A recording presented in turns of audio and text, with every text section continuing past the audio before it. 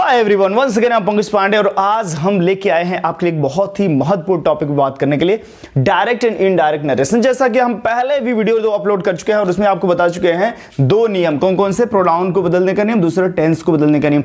तीसरे नियम को बदलने का जो रूल है उसकी तरफ हम आज बढ़ते हैं, वो क्या है, रिपोर्टिंग वर्ब को बदलने का नियम।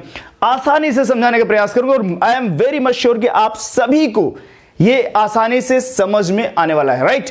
तो सबसे पहले हम बात कर लेते हैं रिपोर्टिंग वर्ब को बदलने के लिए। सबसे पहले हमें यह ध्यान देना होगा, यह समझना होगा कि सेंटेंस कितने प्रकार के होते हैं, क्योंकि सेंटेंस के अनुसार ही रिपोर्टिंग वर्ब बदलेगा।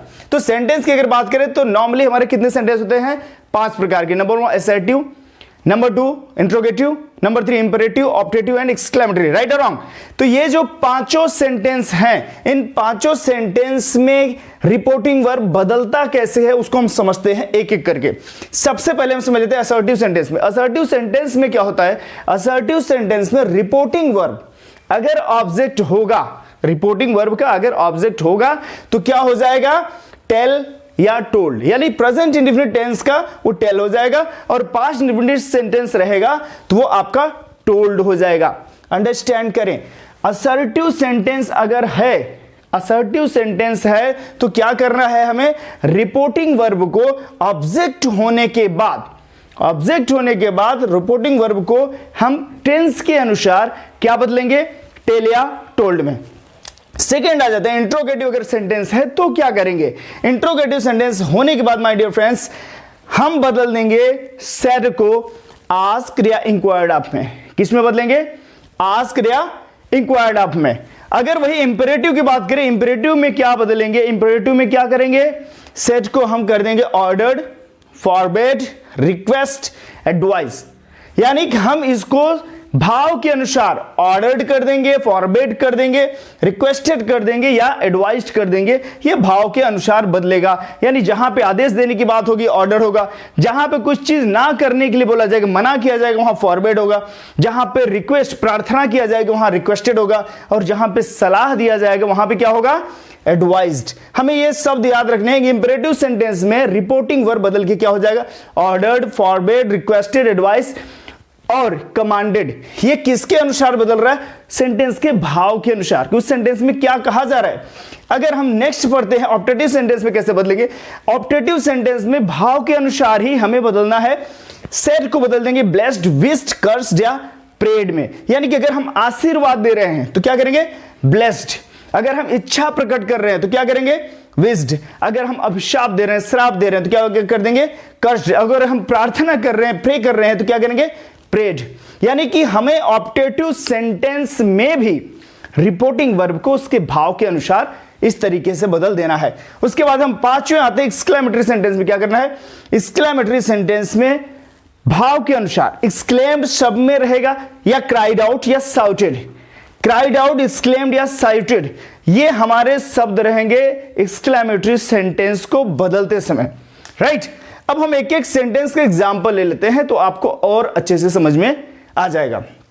The number 1 sentence, he said to Ram I wrote a letter. अगर इस सेंटेंस को बात किया जाए तो ये सेंटेंस क्या है, क्या है सेंटेंस, असर्टिव है, इंट्रोगेटिव, इंपेरेटिव, ऑप्टेटिव, एक्सक्लेमेटरी, क्या है। इसको देखने के बाद आपको तुरंत समझ में आ जाता है कि ये सेंटेंस क्या है, असर्टिव सेंटेंस है। तो हमने क्या बोला, अगर असर्टिव सेंटेंस में रिपोर्टिंग वर्ब जो है उसका ऑब्जेक्ट अगर है तो हमें टेल या टोल्ड कर देना है। तो अगर हम बात करें ही सेड टू राम, तो यानी कि सेड का यहां पे ऑब्जेक्ट राम है, राइट। राम अगर ऑब्जेक्ट है और साथ ही साथ ये सेंटेंस का टेंस अगर देखेंगे तो पास्ट इंडेफिनिट है, ही सेड, तो हमें ये क्या कर देना है, टोल्ड। क्या हो जाएगा, ही टोल्ड राम दैट। अब यहां पे हमें प्रोनाउन, पुराने नियम जो मैंने पिछला वीडियो में अपलोड किया था कि आपका प्रोनाउन को बदलने का नियम सेम रहेगा, वो चेंज नहीं होगा। क्या हो जाएगा, आई फर्स्ट पर्सन है, सब्जेक्ट के अनुसार ये बदल जाएगा, he told Ram that he. अब यहां पर टेंस को बदलने का नियम जो मैं पहले वीडियो में अपलोड किया हूं वो उसी अनुसार रहेगा। आई रोट ए लेटर, यानी कौन सा टेंस है, पास्ट इंडेफिनिट। तो पास्ट इंडेफिनिट चेंज होके क्या हो जा रहा है, पास्ट परफेक्ट। क्या हो जाएगा, he had written a letter. क्या हो जाएगा? He had written a letter. तो हमें जो मुख्य समझने के लिए आज का जो विषय वस्तु है रिपोर्टिंग वर्ब को बदलने का नियम। तो रिपोर्टिंग वर्ब को हम क्या कर रहे हैं, यहां पे सेड को बदल के क्या कर दे रहे हैं, यहां पे टोल्ड कर दे रहे हैं। क्या कर दे रहे हैं? टोल्ड कर दे रहे हैं। क्योंकि कर दे रहे हैं क्योंकि यहां पे उसका ऑब्जेक्ट भी है। आगे हम दूसरे सेंटेंस की तरफ बढ़ते हैं। दूसरा सेंटेंस क्या है? दूसरा सेंटेंस अगर आपका देखेंगे, Rohan said to Reema why are you weeping. Rohan said to Reema why are you weeping. अगर इस सेंटेंस को देखेंगे तो हमें क्या समझ में आ जाता है कि ये सेंटेंस इंट्रोगेटिव सेंटेंस है। कौन सा है? इंट्रोगेटिव सेंटेंस है। और इंट्रोगेटिव सेंटेंस में हमने क्या समझा पहले ही कि इंट्रोगेटिव सेंटेंस में रिपोर्टिंग वर्ब बदल के आस्क्ड या इंक्वायर्ड ऑफ हो जाता है। अभी क्या हो जाएगा? रोहन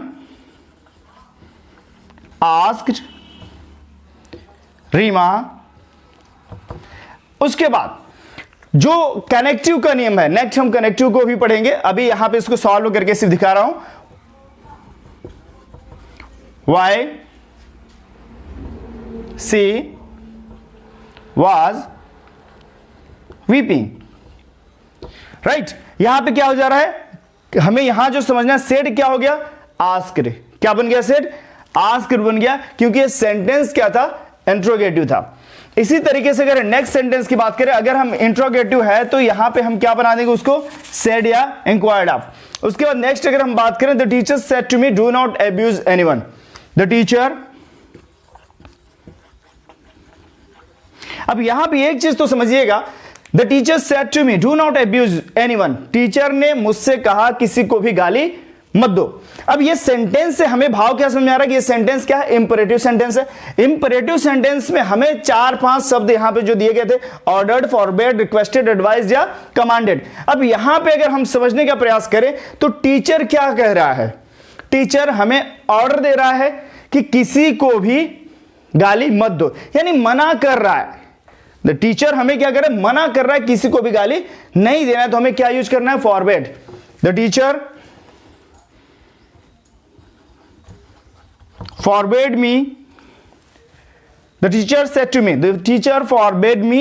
अब उसके बाद क्या करना है? do not abuse anyone। जब हम forbade लगा देते हैं तो सेंटेंस को आगे हम नेगेटिव से उसको अफर्मेटिव बना देंगे। क्या कर देंगे? to abuse anyone।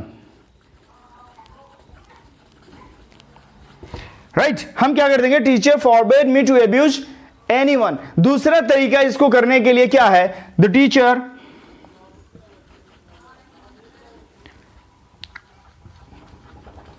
ऑर्डर्ड मी। अब क्या कर देंगे? नॉट यहां पे लग जाएगा, नॉट टू अब्यूज एनीवन। यानी टीचर ने हमें आदेश दिया किसी को भी गाली ना देने के लिए। और पहला वाला सेंटेंस क्या? टीचर ने हमें मना किया किसी को गाली देने से। मतलब सेम है। तो अगर आपको टीचर ऑर्डर लगा रहे हैं तो वहां पे आपका नॉट रहेगा, लेकिन अगर फॉरवर्ड लगा रहे हैं तो सेंटेंस आपका अफर्मेटिव या पॉजिटिव हो जाएगा। तो हमें जो याद रखना है कि मेन चीज हमें इंपरेटिव सेंटेंस में ऑर्डर, फॉरवर्ड, रिक्वेस्टेड, एडवाइस उसको भाव के अनुसार लगाना है। जैसे Ram said to Mohan, Ram said to Mohan please give me your book. अगर हम यहां पे सेंटेंस बदल दें, राम, एक एग्जांपल और ले लेते हैं, आपको और क्लैरिफाई हो जाएगा। जितनी क्लैरिटी होती रहेगी प्रैक्टिस करते हुए, आपको उतना ही मजबूत हो जाएगा। क्लैरिटी बहुत जरूरी, जितना ज्यादा प्रैक्टिस करेंगे उतनी ज्यादा क्लैरिटी आ जाएगी। Ram said to Mohan, comma inverted comma, please give me your pen. अब यहां पे इस बात करेंगे तो भाव क्या समझ में आ रहा है? राम से टू मोहन, राम ने मोहन से कहा please give me your pen, कृपया अपनी मुझे पेन दीजिए। तो यहां का जो भाव है ये तो समझ में आ गया कि हमारे इंपरेटिव सेंटेंस, लेकिन इंपरेटिव सेंटेंस में भाव क्या बन रहा है? ये प्रार्थना का, प्रे कर रहा है, यानी रिक्वेस्ट कर रहा है। राम रिक्वेस्टेड मोहन। अब प्लीज को यहां हटा देंगे, रिक्वेस्टेड आ गया तो प्लीज हट जाएगा, क्या हो जाएगा? To give him. अब किसका पेन? Your pen. योर का क्या हो जाएगा? इसके मोहन के अनुसार बदलेगा, हिज पेन।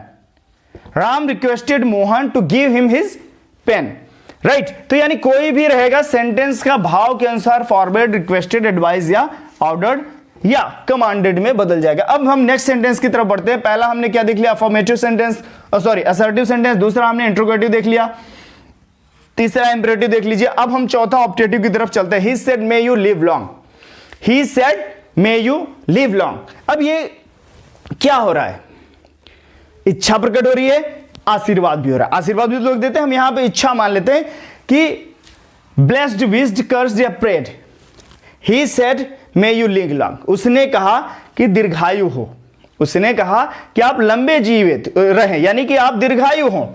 तो यहां पे क्या हो जाएगा कि यहां पे ही ब्लेस्ड, मैंने क्या बोला, ब्लेस्ड, विज्ड, कर्स्ड या प्रेड हो जाएगा। तो आशीर्वाद अगर दे रहा है तो क्या हो जाएगा, ही ब्लेस्ड।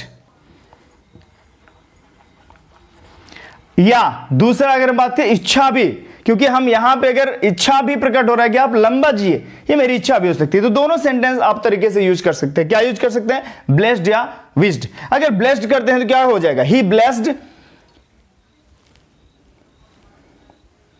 Connective that. अब यू का क्या हो जाएगा, यहां पे ही ब्लेस्ड दैट। अब हम बता रहे हैं यू सेकंड पर्सन है तो क्या हो जाएगा यहां पे, थर्ड पर्सन। ही मे का माइट हो जाएगा, क्या हो जाएगा, he blessed that he might live long. अब यहां पे और भी हम कर दें, अगर यहां क्या कर दें, ब्लेस्ड की जगह क्या कर दें, wished. He wished that he might live long, यानी कि वह इच्छा प्रकट किया कि उसे लंबा जीवित रहना चाहिए। तो यहां पे अगर ऑप्टेटिव सेंटेंस आता है तो भाव के अनुसार क्या हो जाएगा, ब्लेस्ड, विश्ड, कर्स्ड या प्रेड, याद रखना है। उसके बाद हम आ जाते हैं नेक्स्ट सेंटेंस की तरफ, जो है हमारा एक्सक्लेमेटरी सेंटेंस। क्या है, exclamatory sentence. Ram said how fast are you are walking, how fast you are walking. Ram से, राम ने कहा कितना तेज तुम चल रहे हो। क्या है, एक्सक्लेमेशन। एक्सक्लेमेशन में क्या होता है, बहुत तीव्र भावनाएं, तीव्र भावना जहां प्रकट हो, यहां पे तीव्र भावना कैसी प्रकट हो रही, आश्चर्य के रूप में, राइट। तो इसीलिए यहां पे है ना, एक्सक्लेम्ड, क्राइड आउट, शाउटेड। अभी क्या करेंगे, राम, हम क्या कर देंगे, एक्सक्लेम्ड। अब कैसे एक्सक्लेम्ड करना है, यानी अगर यहां पे आश्चर्य हो तो एक्सक्लेम्ड विद सरप्राइज, जहां पे जॉय हो, खुशी हो, जैसे अलास है तो क्या करें, सॉरी दुख हो, अलास हो तो क्या करेंगे, एक्सक्लेम्ड विथ सॉरो या ग्रीफ। उसके बाद अगर खुशी की बात हो तो क्या करें, एक्सक्लेम्ड विथ जॉय। अब यहां पे हम क्या कर रहे हैं, सरप्राइज है, how fast you are walking. Ram exclaimed with surprise that.